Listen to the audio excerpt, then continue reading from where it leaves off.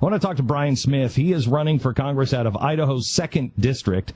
That includes Boise and most of southern Idaho. He is currently running against a guy named Mike Simpson, who some would be calling him the Lindsey Graham of Idaho. You think that's the kiss of death, or kiss of death, as it would be. But he also has received the endorsement of Mitt Romney. And if you understand politics and you know what progressives are, Mitt Romney is a good man. And Mitt Romney is not Barack Obama, but Mitt Romney is not a constitutional kind of guy. This guy's name is Brian Smith. And there are no polls out, so we have no idea if this is going to topple another rhino. But wouldn't it be nice to get the Lindsey Graham? Again, why does Idaho have a guy like Lindsey Graham, or in this case, Mike Simpson, even in Congress? There's no reason for it. Brian, welcome to the program. Good morning, Glenn. Glad to be here. Let me start with this, because you are big on the stopping of the federal land grabs. Can you tell me your opinion on the Clive Bundy situation and what should be done? Well, the problem down there is the same problem that many of the 11 western states have, and that is the federal government owns a huge share of the state lands. I mean, Idaho, for example, is 64%. And if you go east of the Continental Divide, the states have, on average, an 8% ownership by the federal government. And so the problem is that the federal government is holding minerals and ore and also deposits of other things and also of timber. And it's really getting to the point where they're mismanaging the resources. Yeah. The states could do a lot better job. And the truth is the Constitution never envisioned that the federal government would own 64% of Idaho's land. And this is, in fact, an area where Congressman Simpson and I disagree on. I have argued strenuously, and I continue to advocate and will continue to do so, that Idaho ought to be owning its own lands. And he doesn't think so? What's that? He doesn't think so? Well, he spent over 10 years trying to lock up more land in Custer County. It was called the Boulder White Clouds initiative that he was pursuing. And he was trying to lock up more land, even though the people in Custer County didn't want it and people all over the state didn't want it. And he tried for 10 years to lock up more land in federal wilderness. And he's been silent on it, but given what he's done in the past, you have to assume that he still feels the same way. Okay, so you know, so people in Idaho know, in case you don't, you're not following, because a lot of people just pull a lever and they're just like, yeah, well, he's a Republican, he's great. Mitt Romney's for him. He was pro-bailouts, pro-stimulus, and if I'm not mistaken, one of the very few that actually voted to continue funding ACORN. Yeah, he was one of 3 Republicans who voted to fund ACORN on an amendment. Which is just insane, just reprehensible to me. Do you have money to run TV? Are you running that? Because I mean, I think if people know that, that's insane. You know, we're currently running TV right now. He's also a big supporter of earmarks. So we caught him about 3 weeks ago in Idaho, essentially admitting. I mean, he came out and said, "I've always been a big supporter of earmarks." We're letting people know that is his position. One of the other groups that supported our campaign, they happen to be running an ad right now saying it's also a tape from Mike Simpson where he brags about voting in favor of the bailouts. And so we're continuing to get our message out, and we do have funds for TV that we're running right now, although it's always helpful to have funds in the bank. No, I know, especially with the people. I mean, if he's got Mitt Romney, there's going to be a lot of people who are just like, oh, well, Mitt Romney says he's a nice guy, so that would be great. What is your background, Brian? Yeah, I've been married for 30 years. I have 5 children. I actually graduated from high school in Idaho, and we've been living in Idaho Falls for 20 years. I'm a lawyer by profession. I practice law in Idaho Falls, have a practice here. I've been busy raising children and busy in other things that I do in the community. Now my kids are grown up. My youngest is just turned 17. And we're in a position where we can strike out and start standing up for issues of liberty and freedom in our own state. Okay, so while your opponent has Mitt's endorsement, you now have FreedomWorks endorsement, I believe, right? Yeah, I have FreedomWorks endorsed our campaign. So is the National Association for Gun Rights, the Senate Conservatives Fund, Club for Growth, Citizens United, Young Americans for Liberty, and the Madison Project. How about Mike Lee?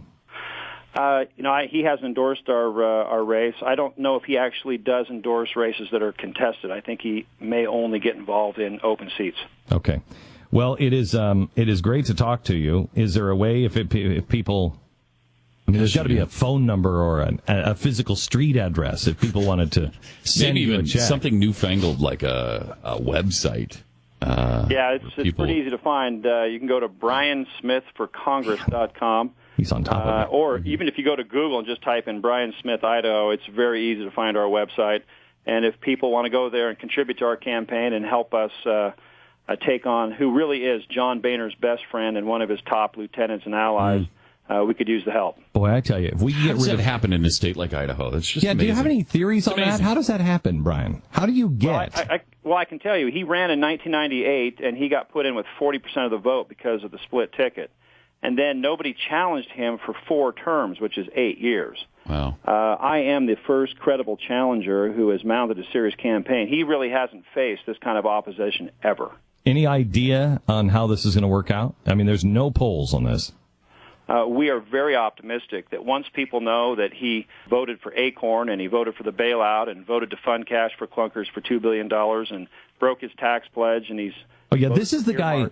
Isn't this the guy who just recently, we just found out, said, hey, that's not a marriage vow? Yeah, exactly. He was asked about why he broke his tax pledge, and he says, hey, I signed that when I first ran for office. I didn't think I was signing a marriage agreement that would last forever. Wow. Oh, man. Okay. All right, briansmithforcongress.com. Thank you, Brian. I appreciate it.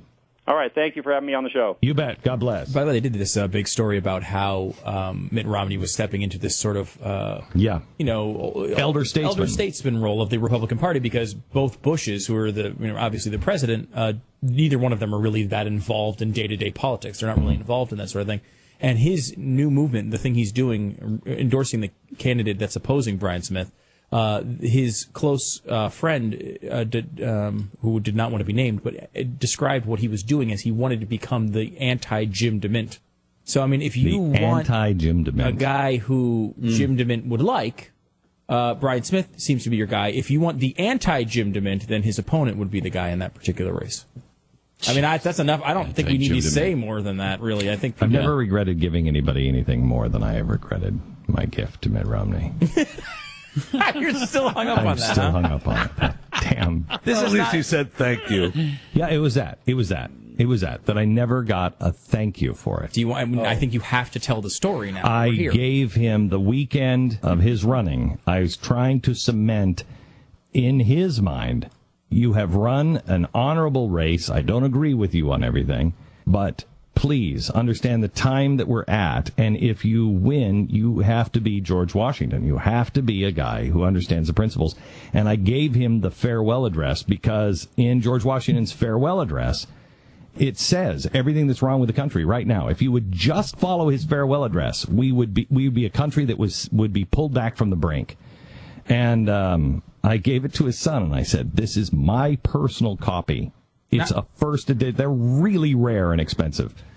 And never even got a thank you note.